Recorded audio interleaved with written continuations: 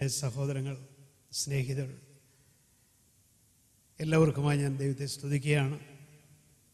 സാധാരണ ഈ വിവാഹത്തിൻ്റെ അത്ര തന്നെ പ്രാധാന്യമുള്ളതല്ല എങ്കിലും എൻഗേജ്മെൻ്റ് വളരെ പ്രാധാന്യമുള്ളതാണ് ഒരർത്ഥത്തിൽ. ഇപ്പോൾ പാഷ പറഞ്ഞ പോലെ എന്തിനിവിടെ വിളിച്ചു കൂട്ടിയിരിക്കുന്നു, അതിൻ്റെ കോസ് എന്താണ്, എല്ലാവരെയും വിളിച്ചുകൂട്ടി എന്താണ് അതിൻ്റെ പിന്നിലെ കാരണം, അല്ലെങ്കിൽ അതിൻ്റെ പശ്ചാത്തലം എന്താണ് എന്ന് വിശദീകരിക്കുക എന്നൊരു ചടങ്ങുണ്ട്. അതിനായിട്ട് ഞാൻ ചില നിമിഷങ്ങളെടുക്കുകയാണ്. എല്ലാ മാതാപിതാക്കൾക്കും അറിയാവുന്ന ഒരു കാര്യമാണ്, കുഞ്ഞുങ്ങൾ പ്രായമാകുമ്പോൾ അവർക്ക് ഒരു ഇണയെ കണ്ടെത്തണം, അവർക്ക് വിവാഹം കഴിക്കണം, അവർ സന്തതി പരമ്പരയോടുകൂടെ അനുഗ്രഹമായ ഒരു ജീവിതം നയിക്കണം. അത് മനുഷ്യജീവിതത്തിലെ കൃതാർത്ഥതയാണ്. എങ്കിലും നമ്മുടെ ജീവിതം ധന്യമാകും.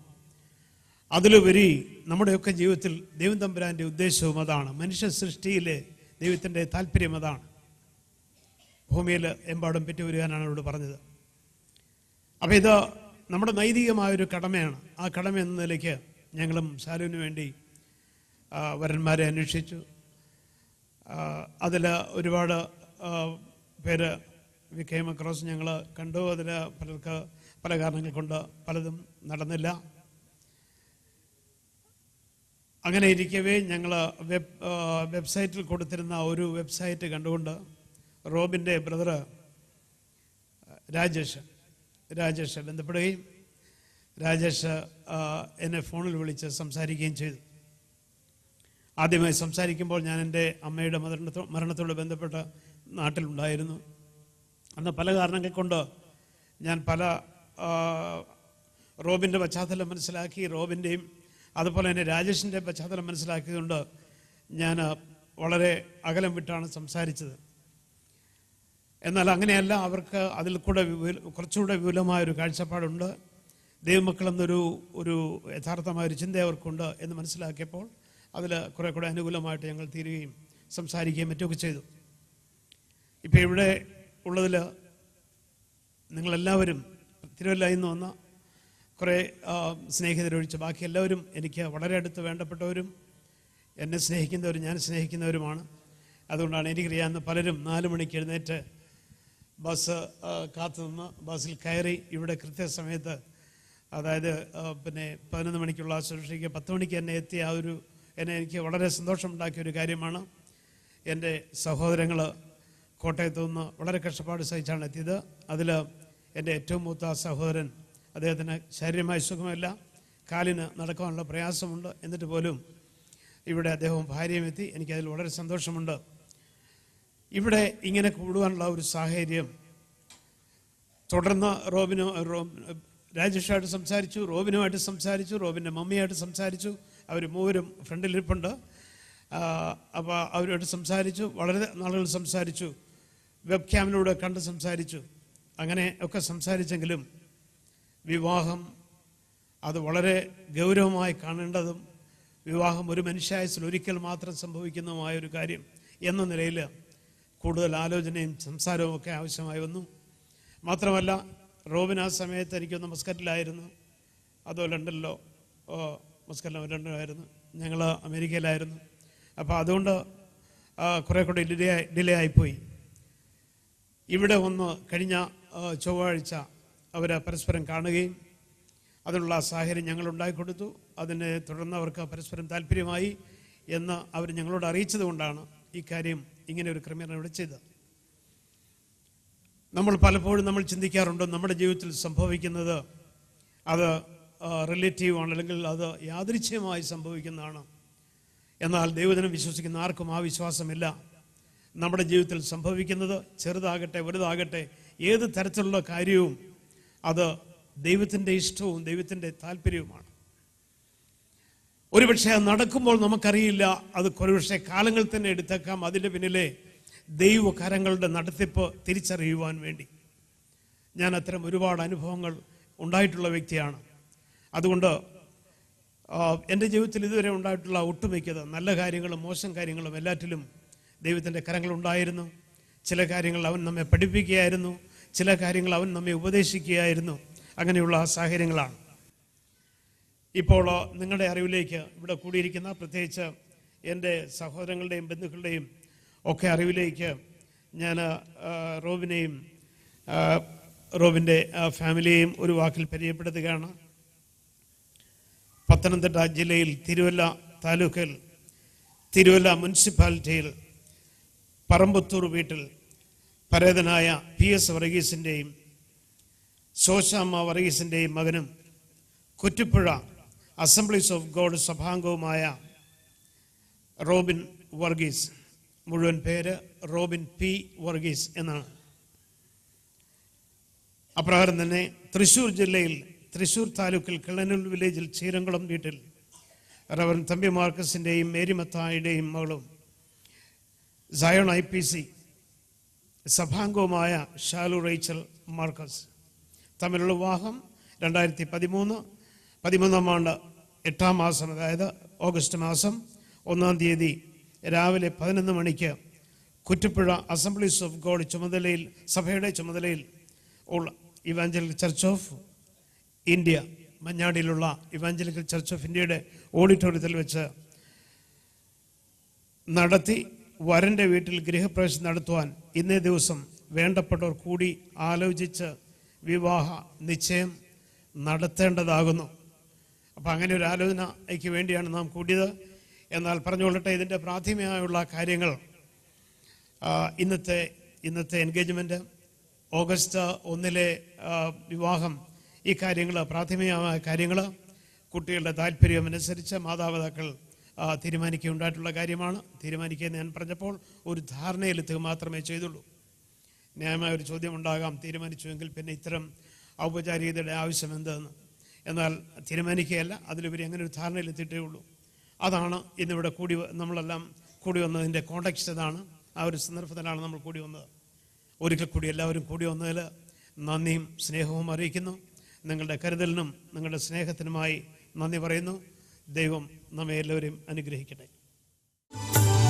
സ്നേഹം കൊണ്ടൊരു വീട് പണിയാം, ദൈവ സ്നേഹം കൊണ്ടൊരു വീട് പണിയാം, ദൈവം സ്ഥാപിച്ച തിരുക്കുടുംബം സ്നേഹം കൊണ്ടൊരു വീട് പണിയാം.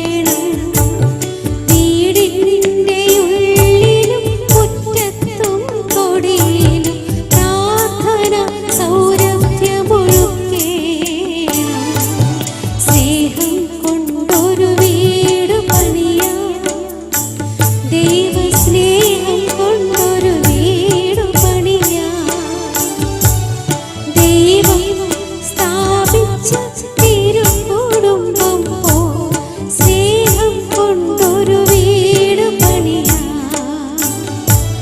സ്നേഹം കൊണ്ടൊരു വീട് പണിയാ നിയുക്ത വരൻ റോബിൻ ലാലു ഇപ്പോൾ കേക്ക് വന്നിരിക്കാം. എല്ലാവർക്കും പരിചയപ്പെടണമല്ലോ, കാണണമല്ലോ.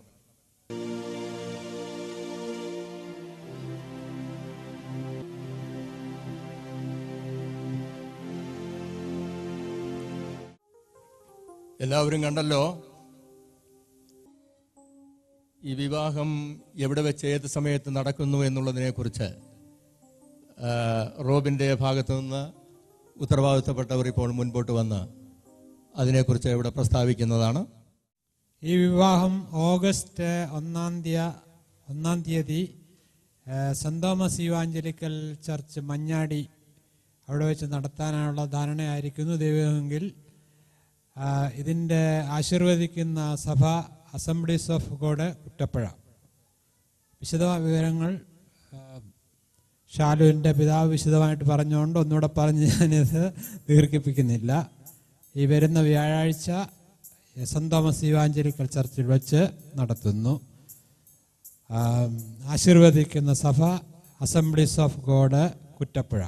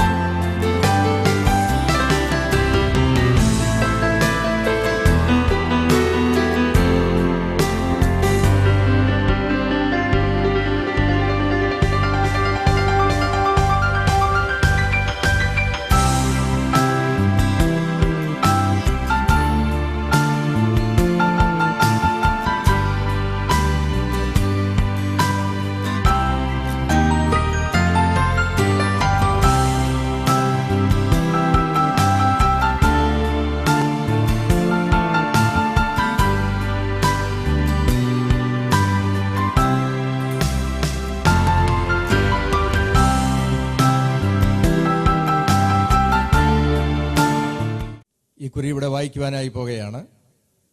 പത്തനംതിട്ട ജില്ലയിൽ തിരുവല്ല താലൂക്കിൽ തിരുവല്ല മുനിസിപ്പാലിറ്റി വില്ലേജിൽ പറമ്പത്തൂർ വീട്ടിൽ PS വർഗീസിൻ്റെ ശോശാമ വർഗീസിൻ്റെയും മകനും കുറ്റപ്പുഴ അസംബ്ലീസ് ഓഫ് ഗോഡ് സഭാംഗവുമായ റോബിൻ വർഗീസ് തൃശ്ശൂർ ജില്ലയിൽ താലൂക്കിൽ ശീരംകുളം റവൻ തമ്പി മർക്കോസിൻ്റെയും മേരി മത്തായിയുടെയും മകളും സയോൻ IPC അംഗമായ സാലു റേച്ചൽ മർക്കോസ് തമ്മിലുള്ള വിശുദ്ധ വിവാഹം 2013 8ാം മാസം 1 തീയതി രാവിലെ 11 മണിക്ക് Kuttapuzha Assemblies of God evangel church ചുമതലയിൽ ഇവാഞ്ചലിക്കൽ ചർച്ച് മഞ്ഞാടിയിൽ ഓഡിറ്റോറിയത്തിൽ വെച്ച് നടത്തി വരൻ്റെ വീട്ടിൽ ഗൃഹപ്രവേശം നടത്തുവാൻ ഇന്നേ ദിവസം വേണ്ടപ്പെട്ടവർ കൂടി ആലോചിച്ച് വിവാഹ നിശ്ചയം നടത്തിയിരിക്കുന്നു. ഇവിടെ വായിക്കപ്പെട്ടതുമായിരിക്കുന്ന ഈ കുറി അന്യോന്യം കൈമാറ്റം ചെയ്യുവാനായി പോവുകയാണ്. അതിനുവേണ്ടി മുമ്പോട്ട് അതിന് ഉത്തരവാദിത്തപ്പെട്ടവർ മുമ്പോട്ട് കടന്നു വരാം. ഞാൻ കുറി കൊടുക്കട്ടെ എന്ന് സദസ്സിനോടൊന്ന് ചോദിച്ചാലേ, കുറി വാങ്ങട്ടെ എന്ന് അച്ഛനൊന്ന് ചോദിച്ചാലേ, സദസ്സിൻ്റെ സമ്മതത്തോടുകൂടി രണ്ടുപേരും കൈമാറ്റം ചെയ്താട്ടെ. എന്നിട്ട് രണ്ടുപേരും മക്കളെ കൈമാറുകയില്ല, ഒന്ന് കെട്ടിപ്പിടിച്ചൊന്ന് ഉമ്മയൊക്കെ വെച്ചു. ഈ അവസരത്തിൽ തുടർന്ന് നമുക്ക് ദൈവവചനത്തിൽ നിന്ന് നാം കേൾക്കുവാനായി പോകുകയാണ്. അതിനുവേണ്ടി ഫാസ്റ്റർ K. എബ്രഹാമിനെ ക്ഷണിച്ചുകൊള്ളും. വളരെ അനുഗ്രഹിക്കപ്പെട്ട നമ്മുടെ കുഞ്ഞുങ്ങളുടെ വിവാഹ നിശ്ചയമുള്ള ബന്ധത്തിൽ നമ്മൾ സന്തോഷം വന്നിരിക്കുകയാണ്. നിങ്ങളെല്ലാവരും ആ വരൻ്റെ വധുവിൻ്റെ മുഖത്ത് നോക്കി, അവരെത്ര ഹാപ്പിയാണെന്ന് നോക്കി. എല്ലാവരും ഒന്ന് സന്തോഷമായിട്ടിരുന്ന് ടെൻഷനൊക്കെ കളഞ്ഞ്. വിവാഹ നിശ്ചയം എന്ന് പറയുന്ന വലിയ ചടങ്ങുകളൊന്നും അല്ലെങ്കിലും വിവാഹത്തിൻ്റെ ഏറ്റവും പ്രധാനപ്പെട്ട ഭാഗമാണ്. ചിലർ വിവാഹത്തിന് പ്രാധാന്യം കൊടുക്കുന്നത്, പക്ഷേ ബൈബിൾ